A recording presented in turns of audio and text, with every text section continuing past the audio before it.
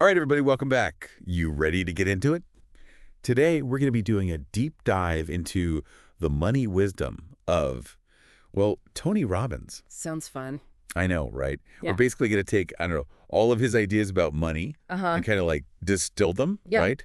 To like the most usable tips, the things you can actually like put into practice Exactly. in your own life. Like a cheat sheet. Yeah, a cheat sheet for like winning with money, according to Tony Robbins.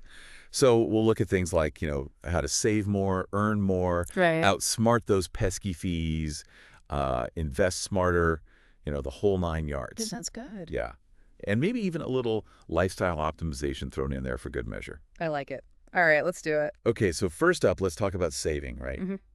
This source we're looking at, it highlights this quote from Robbins. Mm-hmm. And I just thought it was so powerful. He compares like the average middle-class lifestyle to get this, a raging volcano of spending. Wow, a raging volcano, huh? It's kind of dramatic, right? It is, but it's kind of true, though, when you think about it. Yeah, it makes you think, right? Like, where's all the money going? For sure. And, speaking of saving, he mentions this guy, Mr. Money Mustache. Okay. You ever heard of him? Yeah, the blogger.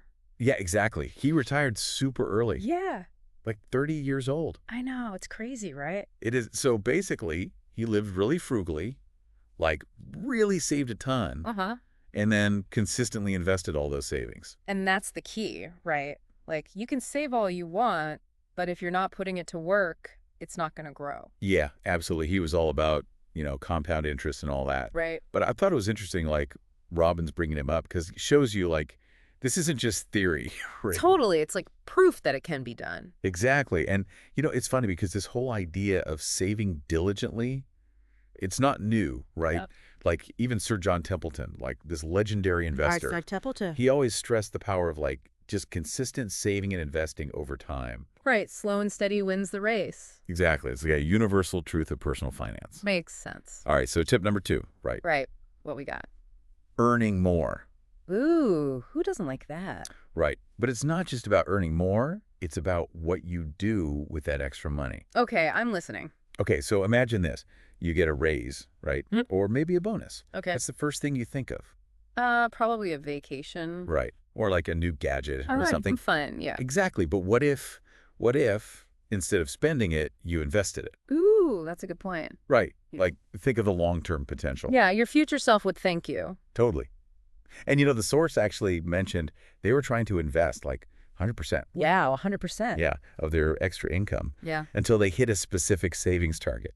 that's impressive. Yeah, and then they would like celebrate, right, but with something small, not like blowing it all. That's smart. You got to keep that balance, right? Yeah, reward yourself, but stay focused on the bigger picture. Exactly. Like, build the foundation first, then add the fun stuff later.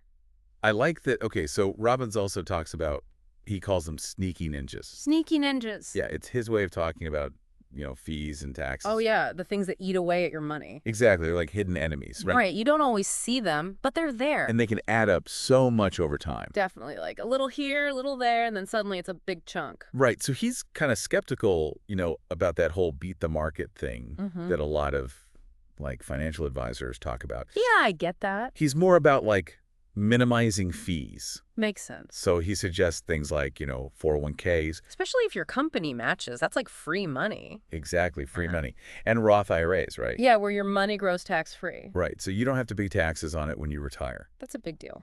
Huge. And he even mentions annuities, but we won't get into that today. Yeah, maybe another deep dive. Totally. Okay. Tip number 4. Hit me with it. It's about maximizing your returns, but without taking on too much risk. Okay, that sounds like a delicate balance. It is. And that's where diversification comes in. Diversification, the classic advice. Robbins basically says, don't put all your eggs in one basket. Makes sense. You don't want your whole future riding on one stock. Exactly. And, Yeah. to explain diversification, it's Yeah. like, imagine putting all your money into just one company. Okay. And if that company tanks, like Yeah. imagine Enron, right? Yeah. No. Your life savings could be like couch cushion change. Yikes. So how do you diversify then? Well, it basically means spreading your investments Okay. across different types of assets like stocks, Yeah. bonds, real estate. Got it. And then within each of those categories, spreading that even more. So like different industries, different companies. Exactly. So like if one investment does poorly, Yeah. you've got others to kind of balance things out. Like a safety net. Exactly. A safety net for your investments. I like that. All right. So Robbins's last tip, this one's kind of interesting. Okay, tell me more. It's about like tweaking your lifestyle Okay. to free up even more money to invest. So like spending less, basically. Yeah, but he's not talking about deprivation. It's more about being mindful. I see. So like cutting back on things you don't really need. Exactly. Like, those little things that add up. Like that daily latte you mentioned earlier. Exactly. Like maybe you brew your coffee at home a few times a week. That's a good one. What else? Or, packing your lunch instead of eating out every day. Yeah, or canceling those subscriptions you never use. Totally. It's about like finding those areas where you can cut back. Without feeling like you're sacrificing your happiness. Exactly. Because it's not about being miserable. It's about being smart. Right. So you can reach your financial goals faster. Exactly. And, it all comes back to that theme we talked about earlier, like being intentional. Mm-hmm. Being in control. Yes. Taking control of your finances, making conscious choices about earning, saving, investing. It's empowering. Right. Totally. Yeah. And remember, even small changes done consistently can make a huge difference over time. That's the key. Consistency. Absolutely. So here's a question for you and for everyone listening. Okay. What's one small change you could make today Just one small thing. to start putting these tips into action? That's a good question. Right. Maybe it's brewing your own coffee or packing your lunch or just, tracking your spending a bit more closely. Whatever it is, just start somewhere. Exactly. Every little bit counts. Couldn't agree more. So we hope this deep dive has given you some ideas, some inspiration Some motivation, too, hopefully. to really take charge of your financial future. It's all out there for the taking. That's right. Awesome. Thanks for having me. Thanks for joining.